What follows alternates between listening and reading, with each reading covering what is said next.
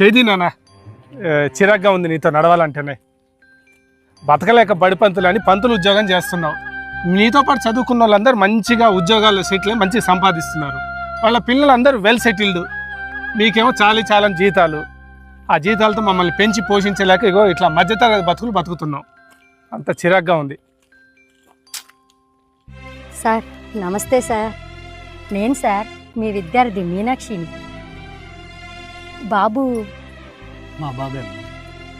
బాబు మీరు ఎంత అదృష్టవంతులు. ఇట్లాంటి తండ్రి కడుపును పుట్టినందుకు చాలా గొప్పవారే. ఆ రోజు మీ నాన్నగారు మాకు చదువుతో పాటు గొప్ప సంస్కారం నేర్పించారు, గొప్ప విలువలు తెలియపరిచారు. కాబట్టే మేము ఈరోజు ఇంత స్థాయిలో ఉన్నాం బాబు. మాధవరావు గారండి, నమస్కారం సార్. మీరు అప్పుడు మీ స్కూల్ టైం అయిపోయిన తర్వాత మా బాబుకి లెక్కల ట్యూషన్ చెప్పారు సార్.